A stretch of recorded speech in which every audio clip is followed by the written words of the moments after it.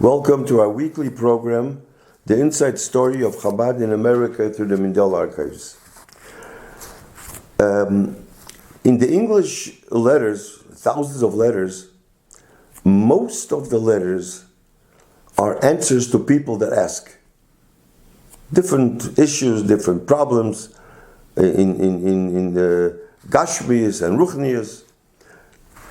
Now, there are a few letters that the Rebbe writes to people, and the Rebbe initiates the letter. The Rebbe wrote without them asking or writing to the Rebbe. Because the Rebbe had nachas, or the Kiddush Hashem, what the person did, that gave him gesund, and the happiness. So I want to share with you a letter today that the Rebbe wrote to a chess champion, because he heard what he did, and that gave the Rebbe nachas. So I'm going to read the letter the way the Rebbe, there's a lot of hagoas here, so I'll read it inside. Greeting and blessing.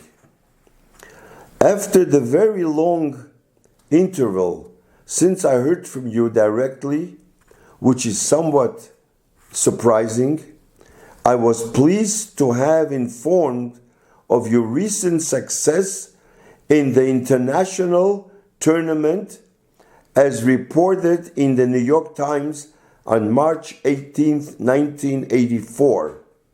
I was doubly gratified because it was good to know that you continue to participate in international tournaments, and especially that you shared the first prize in the tournament at Rijikov. Now, the Rebbe was not interested in chess. The Rebbe was interested in the Kiddush Hashem that he did. Needless to say, the most gratifying point is that you continue to display a Kiddush Hashem Borabim, insisting upon your right not to play on the holy Shabbos, and that your stance was recognized and accepted. What made it even more conspicuous is that there was another Jewish contestant from the USSR who attempted to be stumbling block in your way, which made your Kiddush Hashem all the more brilliant. And then the Rebbe gives him a bracha. May God grant that for many years to come, you will continue to use your great influence in the cause of Kiddush Hashem, and do so in good health, with joy and gladness of heart, and in happy circumstances, both materially and spiritually. The above is very much in the spirit of Purim, as we read in the Megillah, that although in those days, as nowadays, Jews were spread and scattered among the nations of the world, facing all kinds of difficulties as Jews, nevertheless, they clung to the Jewish way of life. As the Megillah says, their laws were different from those of other peoples. However, because of their determined and proud stance as Jews, to quote the Megillah again, Mordechai, the Jew, and the people of Mordechai would not bend their knees nor bow down before anyone or anything that challenged their Jewish commitment. Precisely, this is what brought about that for the Jews there was light, joy, gladness, and honor, meaning also honor and admiration for the Jews on the part of their enemies. This reminds me something. And now, usually, when I tell a story, there's a word. Don't believe what you hear, believe half what you see. Many stories you hear, and lav dafke, it's true, could be true. Stories from the Rebbe, from the Baal Shem Tov, lav dafke, it's true, could be true. But I try to tell a story that I heard, or from, you of course hear from the Rebbe, you heard from Rabbi Mindel, my father, my Zayder, Rabbi Chadakov.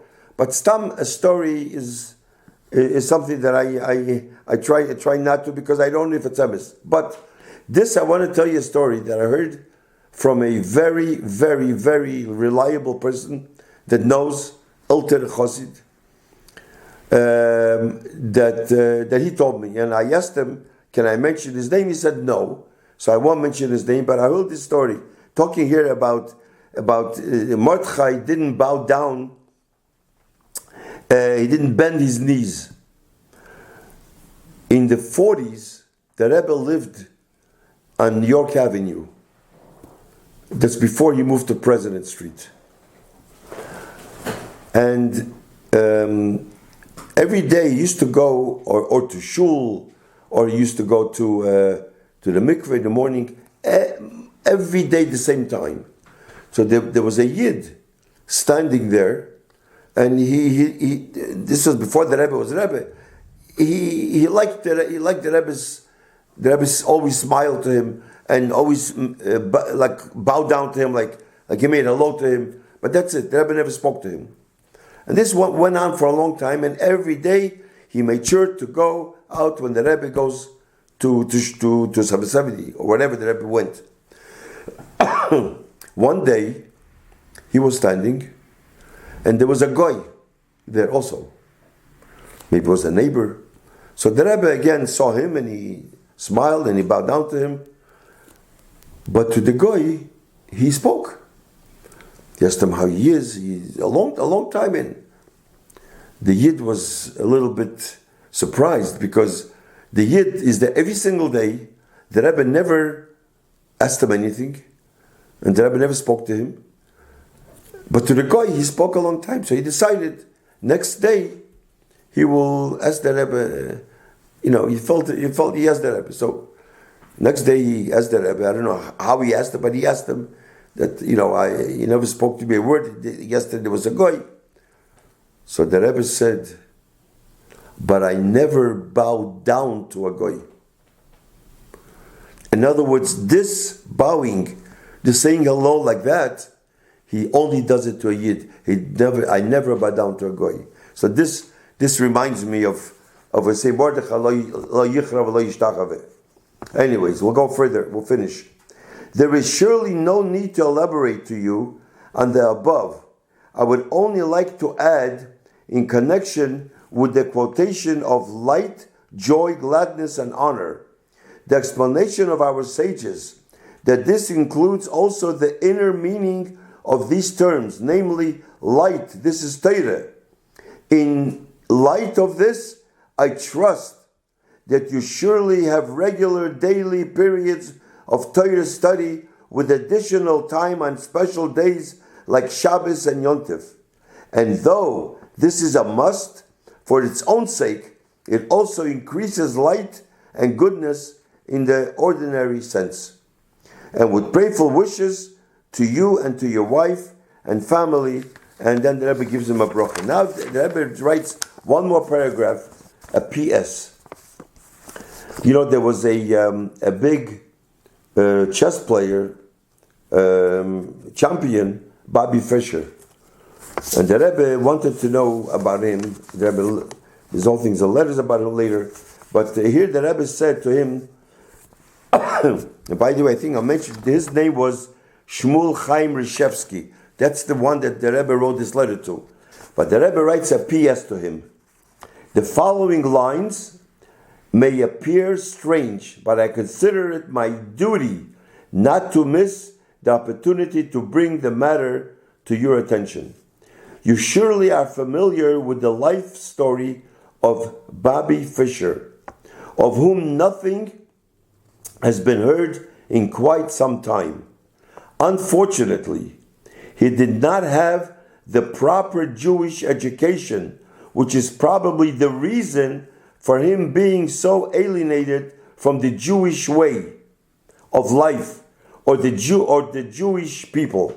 However, being a Jew, he should be helped by whomever possible. I am writing to you about this since you are probably better informed about him than many other persons, and perhaps you may find some way in which he could be brought back to the Jewish fold, either through your personal efforts or in some other way. And after all, there is the assurance of Yagato Umotzoso. So the Rebbe, maybe the Rebbe wrote this whole letter, Lechatchili initiated a letter that he should be able to speak to Bobby Fischer and should bring him back to Yiddishkeit. And the Rebbe thought about him.